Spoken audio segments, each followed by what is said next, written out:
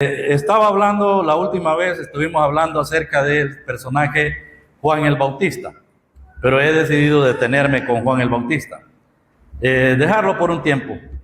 De Juan el Bautista podemos sacar lecciones muy bonitas, buenas, y hemos sacado lecciones buenas, pero quiero en este momento cambiar. Vamos a cambiar de tema porque considero que hay un tema que hace mucho tiempo, yo recuerdo que hace mucho tiempo dimos ese tema, hay hermanos nuevos, de repente podría ser que también hay hermanos que ya hemos avanzado en nuestra vida espiritual y hay cosas que se nos olvidan, ¿verdad? Hay cosas que de repente uno las ha tenido allí en libreta, de repente anotadas, o algunas otras cosas en el transcurrir del tiempo de nuestra vida espiritual se van de repente olvidando. Y quiero hablar, hermanos, acerca del tema de las disciplinas. Las disciplinas. Hay diferentes disciplinas en la palabra del Señor. Entonces, no creo que las podamos ver todas en este mes, va a ser bien difícil, pero vamos a tratar de ir estructurando este asunto de las disciplinas, ¿verdad? Cuando hablamos de la disciplina de un hermano en la iglesia, podríamos, casi siempre viene a nuestra mente, lo relacionamos rápido, ¿verdad? Decimos, el hermano está en disciplina. Y claro, deducimos inmediatamente que es que ha sido separado de la comunión de la cena del Señor, ¿verdad? Está en disciplina. Bueno, en realidad no está bien aplicado eso, porque es que cuando un hermano es separado por algún motivo de la comunión, de la cena del Señor, no es que está en disciplina, sino que ese hermano ha sido separado por indisciplinado.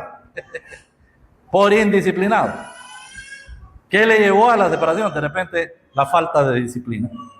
Falta de disciplina. Todo creyente, todo verdadero creyente, debe mantenerse en disciplina. Mire, debe mantenerse en disciplina. Todos. Nos mantenemos en la disciplina del Señor, entonces permanecemos en la comunión. Pero cuando un creyente falla, entonces de repente se le aplica, ¿verdad?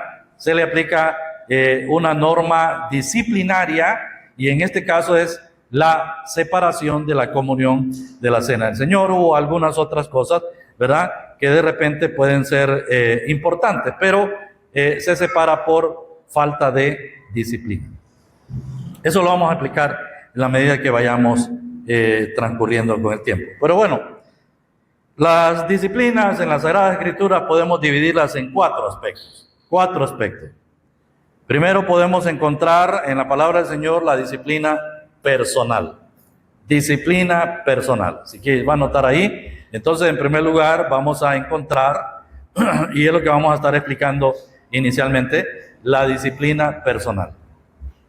En segundo lugar, encontramos la disciplina familiar. Dice que la familia, hay disciplina para la familia. Y hay una disciplina, ¿verdad?, en donde los hogares, los matrimonios, debemos estar dentro de esa disciplina. Los padres deben ser disciplinados, los hijos deben ser disciplinados, el hogar en sí debe mantenerse en una disciplina. En tercer lugar se encuentra la disciplina gubernamental. Esa es la disciplina impuesta por Dios a través de el gobierno a la sociedad, ¿verdad? La sociedad misma debe tener un gobierno, porque un gobierno sin sociedad es una anarquía. ¿Qué pasaría si una sociedad, un país, ¿verdad?, no tiene gobierno? Entonces cada quien hace lo que quiere. Entonces, pero se establece entonces la anarquía. Entonces, un gobierno ha sido impuesto por Dios, porque todo, según Romanos, dice que las autoridades han sido puestas por Dios, ¿verdad? Entonces, esta es la disciplina gubernamental. Y en cuarto lugar tenemos la disciplina eclesial. Esa es la disciplina de la iglesia, ¿verdad? Disciplina eclesial. Yo esto lo había compartido, lo compartí con los hermanos allá en Nicoya, lo dividí únicamente en dos partes, que es la disciplina personal y la disciplina de la iglesia, pero hoy voy a tratar de incluir la disciplina familiar y la disciplina gubernamental, no en el amplio sentido de la palabra, pero las cosas más cercanas a esta disciplina las vamos a estar viendo con la ayuda del Señor. Y de último vamos a ver la disciplina de la iglesia, ¿verdad? La iglesia en sí tiene una disciplina establecida por el Señor. Muy bien. La definición de disciplina. La definición de disciplina es, el cumplimiento de leyes y ordenanzas. Repito, la definición de disciplina es cumplimiento de leyes y ordenanzas. Instrucción que se da con palabras y hechos para moldear y fortalecer el carácter de las personas. Repito, esta definición, ¿verdad?, de disciplina es el cumplimiento de leyes y ordenanzas, instrucción que se da con palabras y hechos para moldear y fortalecer el carácter de las personas, ¿verdad? Toda institución en el mundo que tiene miembros, ¿verdad?, de una sociedad, tiene que tener normas, debe tener leyes, debe tener instrucción, capacitación, para que los que conforman esa institución cumplan disciplinadamente las normas establecidas por esa institución, ¿verdad? Entonces, esa es la definición. La definición es el cumplimiento de leyes, ordenanzas, y también esa instrucción que se da con palabras y hechos para moldear, ¿verdad?, y fortalecer el carácter de las personas, ¿verdad? Esa es la definición de disciplina. ¿Quién establece la disciplina? ¿Quién establece la disciplina, verdad, en todas las áreas? La disciplina personal. ¿Quién establece la disciplina familiar? ¿Quién establece la disciplina gubernamental? ¿Y quién establece la disciplina de la iglesia? ¿Quién la establece? ¿Quién cree usted? Bueno, pues lógicamente el que establece la disciplina es Dios. Dios ha establecido la disciplina para las personas individualmente, especialmente los creyentes. Y ha establecido la disciplina para la familia, en el mundo entero.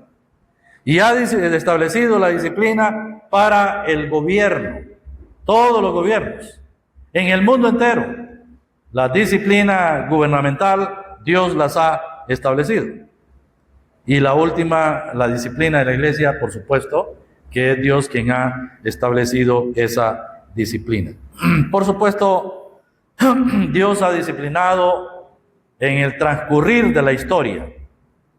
Ha disciplinado a reyes. Si no, veamos la lista de reyes de Israel, del norte, lista de reyes de Israel en el sur, en Judá. Y Dios disciplinó a muchos de esos reyes. Y también disciplinó reyes, emperadores, por ejemplo. ¿Qué me dice usted de Nabucodonosor? ¿Verdad? Es un vivo ejemplo en que Dios estableció allí sobre ese hombre la disciplina. Emperadores, ha disciplinado naciones, como la nación de Israel. Si usted lee el libro de Oseas, el libro de Amós, se va a dar cuenta de que Dios ha establecido juicios disciplinarios sobre muchas naciones en derredor de Israel. Amós, Edom, amonitas y todos los filisteos. Sobre todas esas naciones el Señor ha establecido sus disciplinas, en caso, viéndolo en el sentido de castigo. Y también Él ha establecido su disciplina, Él ha disciplinado a su iglesia. En toda la trayectoria, desde que fue establecida la iglesia ha recibido disciplina de parte del Señor. ¿Qué me dice usted de las 7 iglesias en Asia Menor? Comenzando por la iglesia de Éfeso, ¿verdad? Por cuanto no has guardado la palabra de mi paciencia, dice el Señor, ¿verdad? Y por la iglesia de Éfeso era porque había perdido su primer amor. Y Dios quitó el candelero de la iglesia de Éfeso. Entonces, por supuesto que la disciplina del Señor en algunos casos ha sido severa. Ha sido severa, pero ha sido justa. Si no, vea usted la confesión de Daniel, cuando él termina el libro de Daniel, en el capítulo 9, él está confesando el pecado de su pueblo y está atribuyéndole a Dios de que él es justo en lo que ha hecho. Es justo. Dios no trajo disciplina a la nación de Judá porque, él quiso hacer algo así para esa nación. Se le ocurrió, ¿no?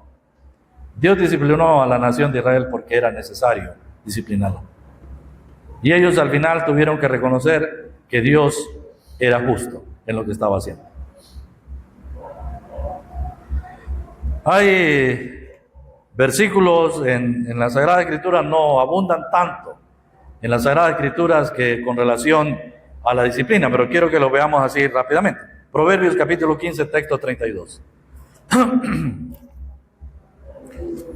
Libro de Proverbios capítulo 15, versículo 32.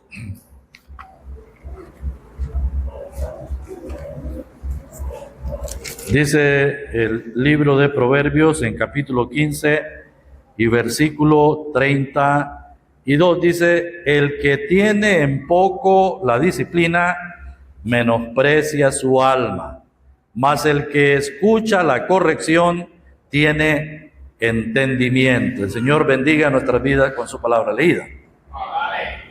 Este es un concepto general, universal, para la sociedad en el mundo entero. Es determinante lo que el Señor dice: el que tiene en poco la disciplina, menosprecia su alma. ¿Verdad?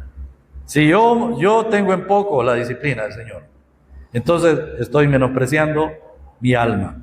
Porque el Señor siempre va a caer con disciplina, y su disciplina es justa. Entonces el que tiene poco la disciplina, menosprecia su alma. Y si usted lo ve de padres a hijos, va a notar que es un hijo rebelde, es un hijo que es reincidente, es un hijo que no hace caso, es un hijo que está constantemente siendo advertido. Pero él tiene en poco eso. ¿Y qué cree que está pasando? Él está menospreciando su alma, porque cuando menos acuerde, va a caer por donde menos espera. Bueno, eso era antes, no creo que ahora se haga mucho. Pero antes sí, los padres caíamos a los hijos con la vara. Pero el que tiene en poco la disciplina menosprecia su alma. Y dice que el que escucha la corrección tiene entendimiento. Y eso es muy importante, escuchar la corrección. Cuando uno está oyendo la corrección, está atendiendo la corrección, entonces estamos actuando con entendimiento.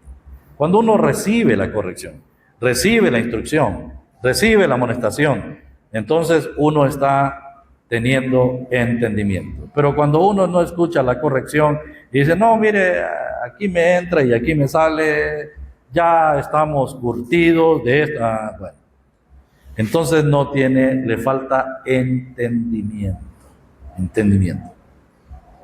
Hebreos 12, carta a los Hebreos en capítulo 12,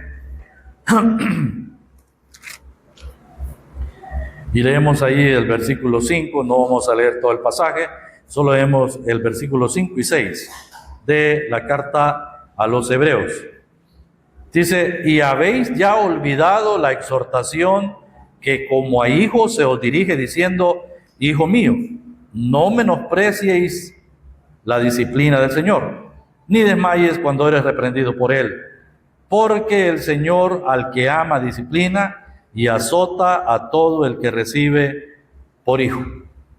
Muy interesante lo que el escritor a la carta a los Hebreos dice. El escritor a la carta a los Hebreos toma alusión de Proverbios capítulo 3, porque en Proverbios está, y también el libro de Job menciona algo de esto. Vamos a ver ahí Proverbios capítulo 3, verso 11.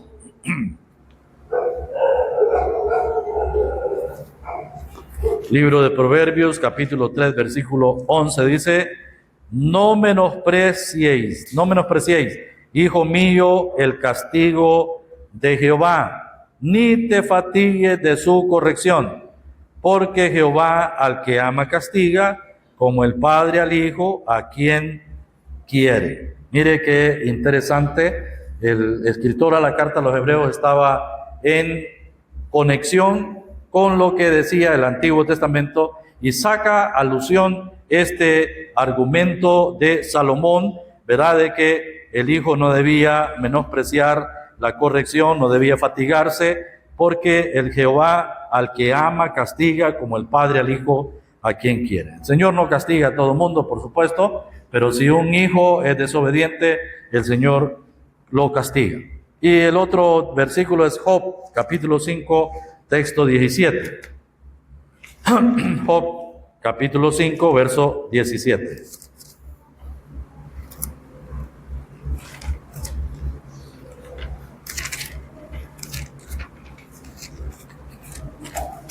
Dice Job 5:17, he aquí bienaventurado es el hombre a quien Dios castiga.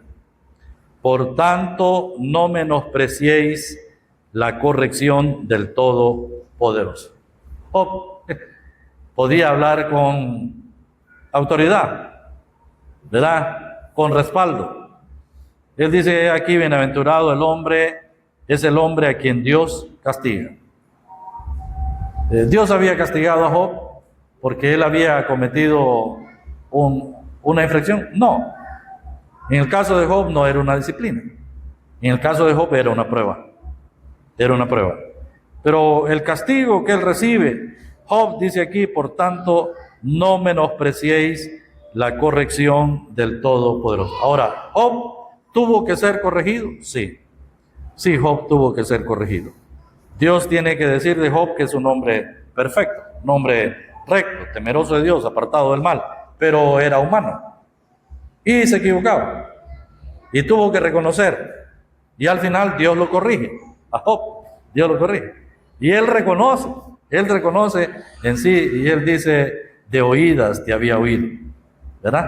Por tanto me arrepiento y me aborrezco en polvo y en ceniza. Entonces tuvo que ser corregido, como cada uno de nosotros de repente tendrá en algún momento que ser corregido. Muy bien, hermanos. Las citas, estas son las citas que tienen que ver en derredor de la disciplina. Hay tres aspectos de la disciplina, tres aspectos en cuanto a la disciplina. Primero está la disciplina preventiva. Primero tenemos la disciplina preventiva. Segundo, la disciplina correctiva.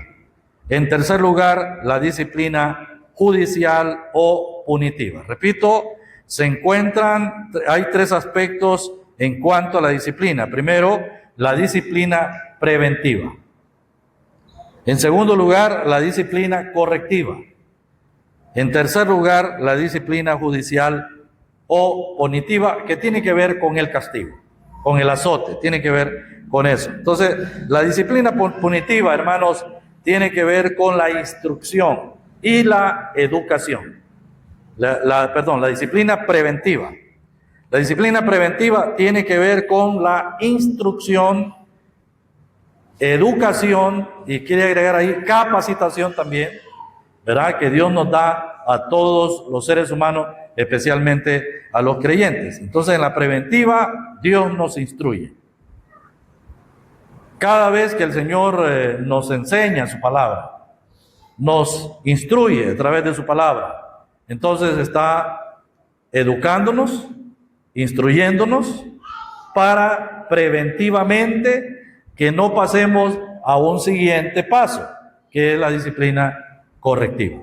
Entonces, primero nos educa, nos enseña, nos instruye, nos capacita, ¿verdad? Y esa es la disciplina preventiva. Él previene de que el creyente viva educadamente, instruido en disciplina, la disciplina del Señor, para que no tenga que pasar a los otros dos pasos, que son la correctiva, y la última es el castigo, que tiene que ver con la disciplina judicial.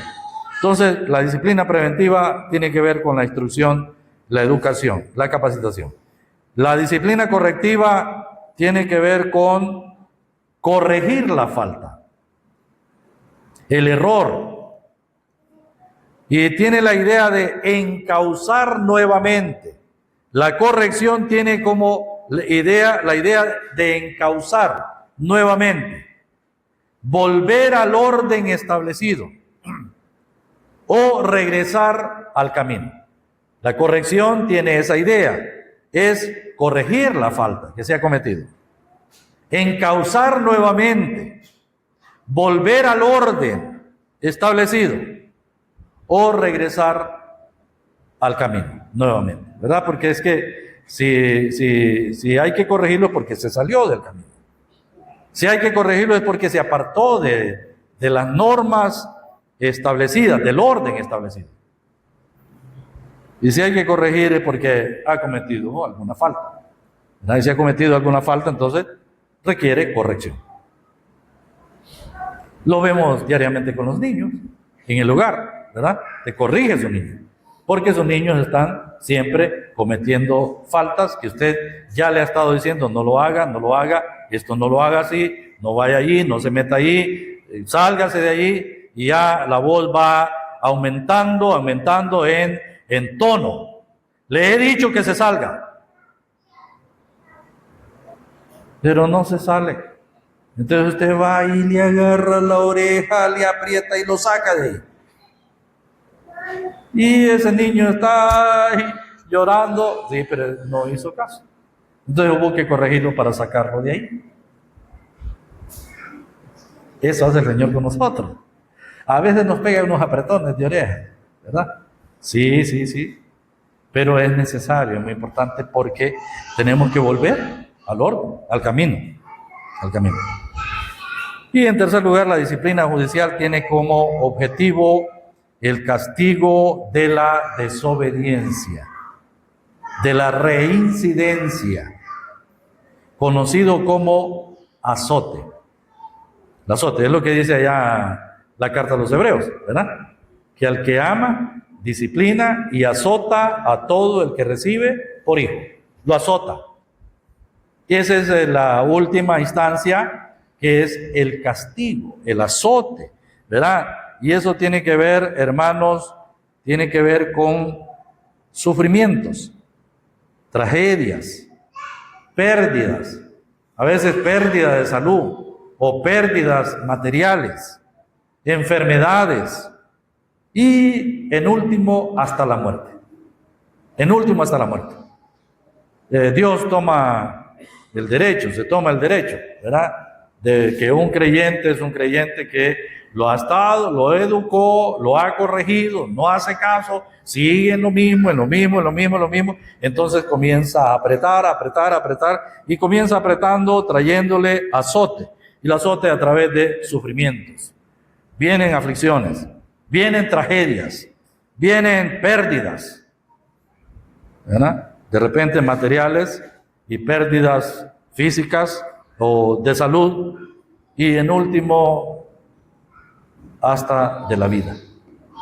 Es lo que dice 1 Corintios capítulo 11, verso 30, ¿verdad? Por lo cual hay algunos entre vosotros que están enfermos, otros debilitados y otros duermen. Bueno, pero eso lo vamos a ver ya cuando estemos viendo la disciplina de la iglesia. Solo estaba tratando de introducir este panorama para que nos vayamos ya viendo en sí qué significa este asunto de la disciplina. Y ya entramos, hermanos, en la primera disciplina, que es la disciplina personal. La disciplina personal. Tenemos mucho camino que recorrer en la disciplina personal. Como todas las disciplinas, la disciplina personal demanda en sí un esfuerzo para lograr los objetivos propuestos, poniendo todo el empeño, sin vacilaciones ni retrasos, en un determinado dominio que tiene como propósito vencer todos los obstáculos que se anteponen entre nosotros y la disciplina personal. Repito todo este concepto, si puede anotarlo, anótelo, pero dice así: como todas las disciplinas, la disciplina personal demanda en sí un esfuerzo. Aquí hay que hacer un esfuerzo para lograr los objetivos propuestos. Usted se propone cosas en su vida personalmente, ¿verdad? Entonces tiene que hacer un gran esfuerzo. Tiene que hacer un esfuerzo, ¿verdad? Para lograr los objetivos propuestos, poniendo todo empeño, sin vacilaciones, ni retrasos. Los otros podrán dormir, los otros podrán jugar, los otros podrán ir de paseo, hacer muchas cosas, pero usted tiene una meta, se ha empeñado y se va a empeñar sin vacilaciones, ni retrasos. Ese es un determinado dominio, tiene dominio, y que tiene como propósito vencer todos los obstáculos que se anteponen entre nosotros y la disciplina personal. La disciplina personal, hermanos, la he dividido en 3 partes también. Me gusta hacer las cositas así divididas para entenderlas mejor. La disciplina personal la he dividido en 3 partes. Primero, la disciplina personal es perseverante. Segundo, la disciplina personal es predominante. Y en tercer lugar, la disciplina personal es determinante. Perseverante, las he hecho así casi similares en consonancia. Perseverante, predominante y determinante, para que no se nos olvide. Primero, la disciplina personal nos habla de ser perseverante, ¿verdad? El que persevera alcanza, dice un dicho, y esa es verdad, ¿verdad? Una persona no es perseverante, no va a alcanzar las metas que se propone, no las alcanza, ¿verdad? Entonces, en la disciplina perseverante tenemos 4 cositas importantes. Primero, es perseverante en su nutrición personal. Mire, la disciplina personal es perseverante, en primer lugar, en su nutrición personal. Una dieta alimenticia adecuada, ¿verdad? Y hablando ya en el aspecto espiritual, los creyentes necesitamos nutrirnos adecuadamente, espiritualmente, y para eso necesitamos ser perseverantes. En segundo lugar, la disciplina perseverante es perseverante en su higiene personal. Mire, higiene, limpieza. La higiene nos habla de limpieza. Entonces, la disciplina perseverante es perseverante en su higiene personal. Una persona que se asea, que se limpia, que es una persona que le gusta andar aseado, ¿verdad? En su higiene personal.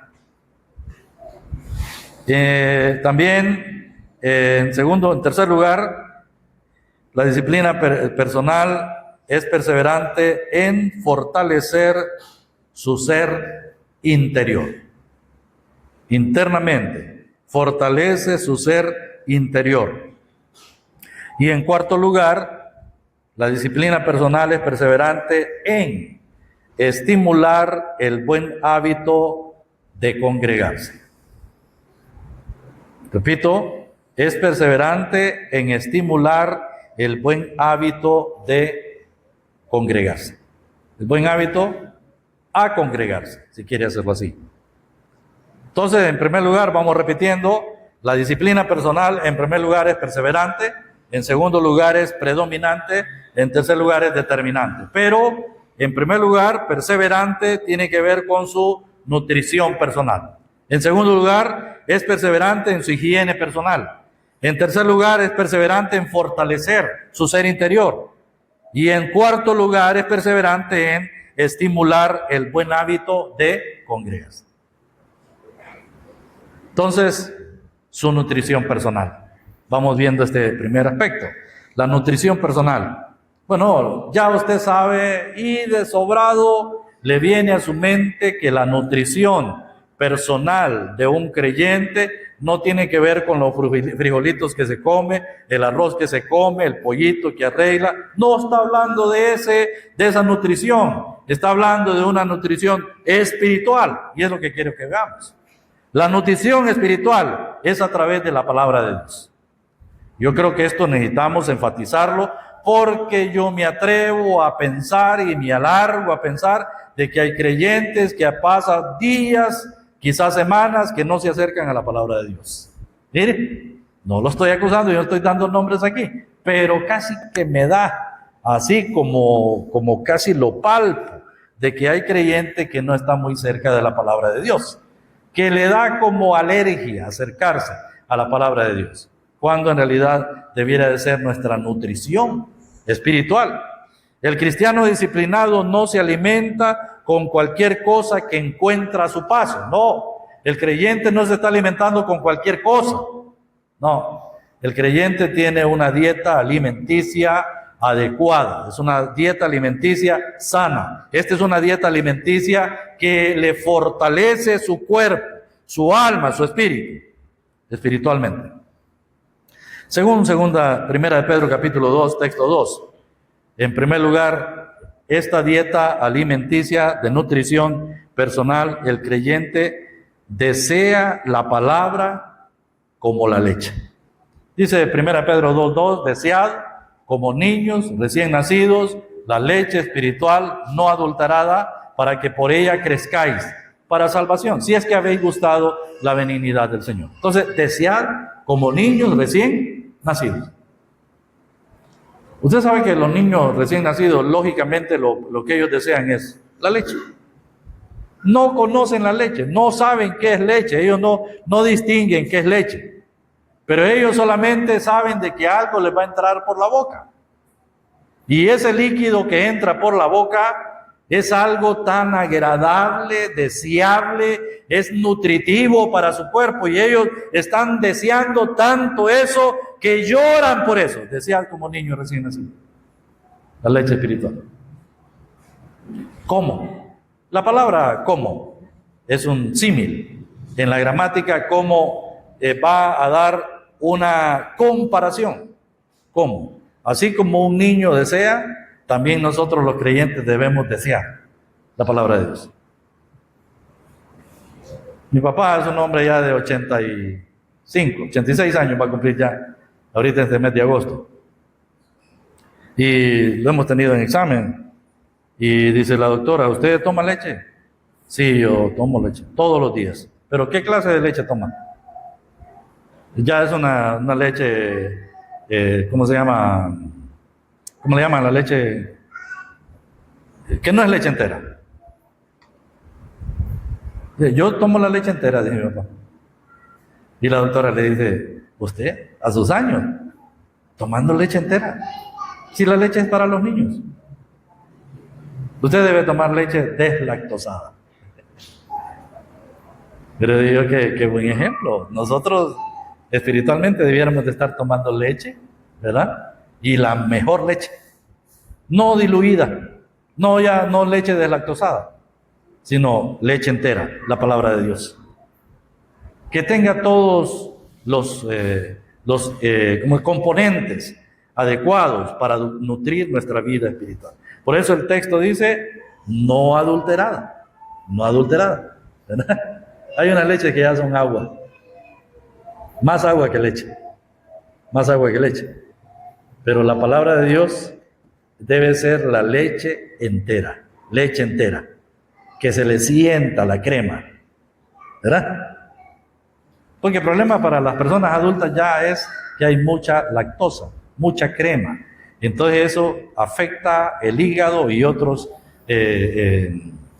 miembros, órganos de su cuerpo, porque ya su metabolismo no es normal como un niño o una persona joven. Entonces comienza el hígado graso. ¿Muchos lácteos, dice el doctor? No. Es más, ya haga a un lado los lácteos por el hígado graso. Yo pienso que si nosotros nos nutrimos de la palabra del Señor, no vamos a tener hígado graso. El hígado graso es por todo lo que nosotros estamos comiendo de afuera, que ya va contaminado. Todo lo que sale en la televisión, todo lo que sale por la radio, todo lo que se ve por las redes sociales, muchas de esas cosas son dañinas para nuestra vida espiritual. Dañinas, muy dañinas. ¿Sí? Y tenemos que tener mucho cuidado.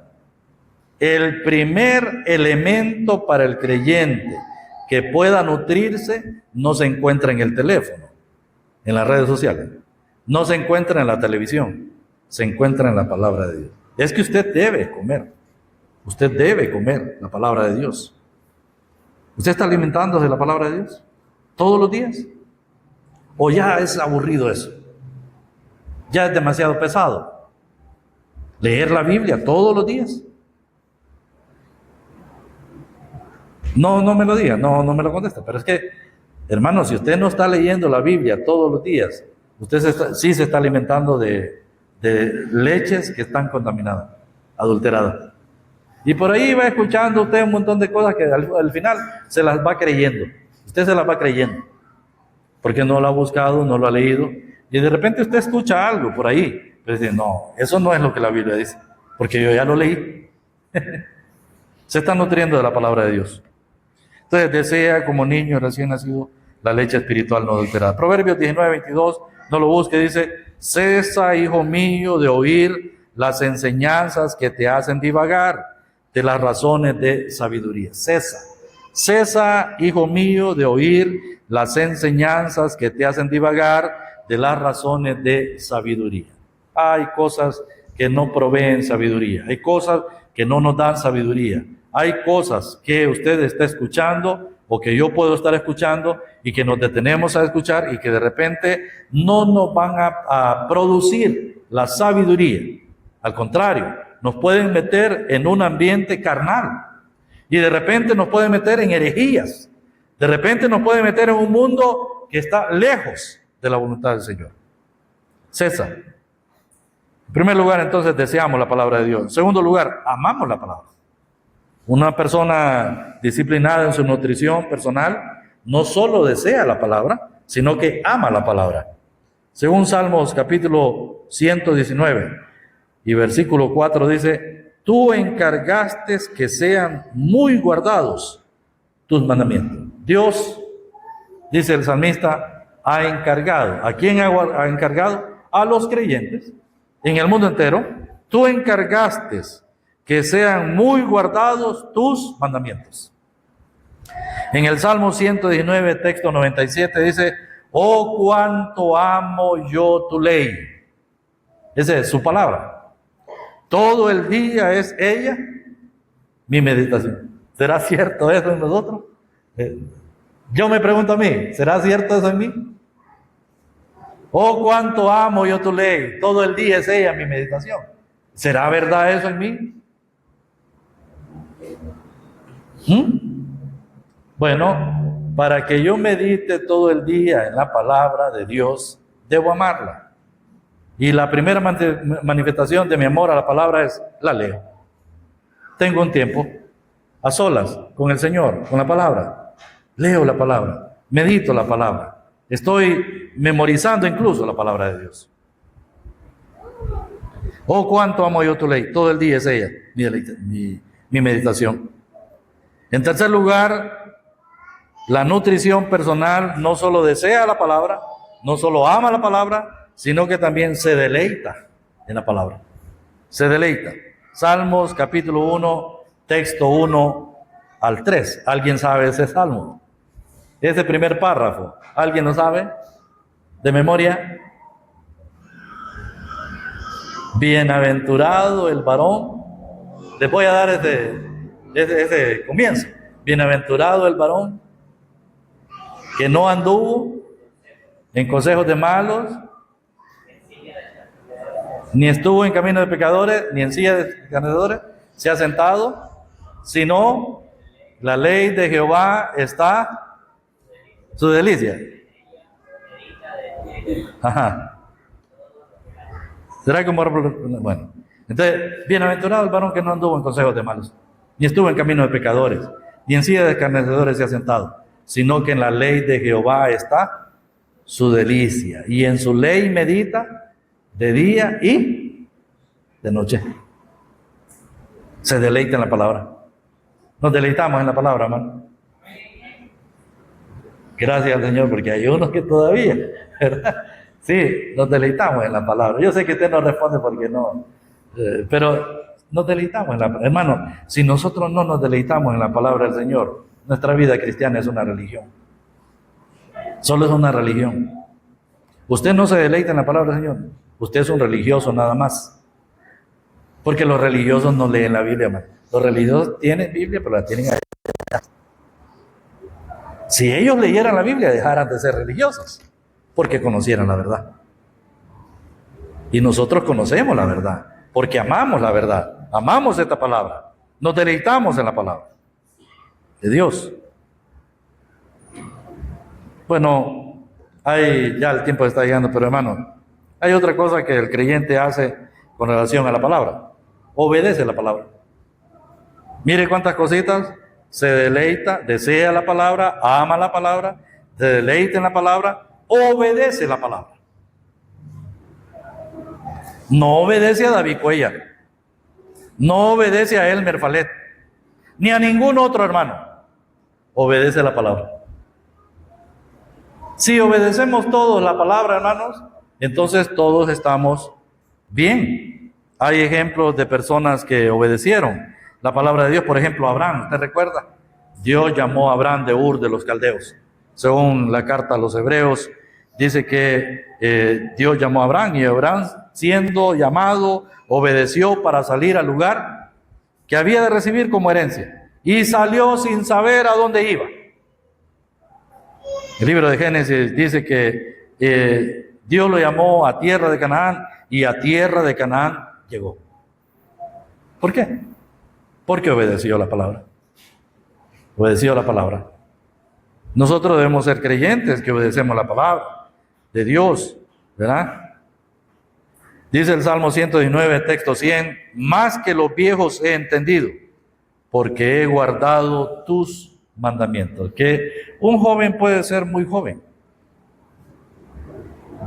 pero si ha obedecido la palabra, si obedece la palabra, ¿qué puede ser? Más que los viejos he entendido. Ese es algo muy maravilloso, muy especial. El Salmo 119, 129 dice, maravillosos son tus testimonios, por tanto los guarda mi alma. Mire, guardar es obedecer. Salmo 119, 167, mi alma ha guardado tus testimonios y los he amado en gran manera. El Salmo 119, 168 dice, he guardado tus mandamientos y tus testimonios, porque todos mis caminos están delante de ti. ¿Y cuántos versículos podríamos añadir a esto de que obedecemos la palabra del Señor? No hay otro camino, hermanos.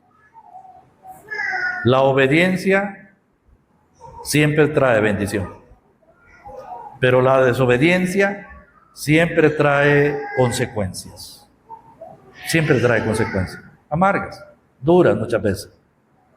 Hay 4 cosas que debemos hacer con la palabra de Dios. 4 cosas. Les doy y ustedes solo las anotan ahí. Primero, escudriñarla. 4 cosas que debemos hacer con la palabra de Dios. Primero, escudriñar. ¿Qué es escudriñar? Bueno, escudriñar es rebuscar, indagar la palabra de Dios, investigar. Todo eso tiene que ver con escudriñar. Juan 5:39, que es el versículo que sobresale en eso. Segundo lugar, debemos meditarla. Salmos 1:1, como estuvimos viendo, y texto 2. En tercer lugar, debemos memorizarla. Salmo 119, texto 11. ¿Verdad? En mi corazón he guardado tus dichos para no pecar contra ti. Y en cuarto lugar, debemos guardarla. Hay que guardarla. Salmo 119, texto 9. Debemos guardar la palabra. ¿Con qué limpiará el joven su camino? Con guardar tu palabra. Hay que guardarla. Y eso significa obedecer la palabra. El tiempo se ha ido. Nos quedamos ahí. Que el Señor nos bendiga con su palabra leída.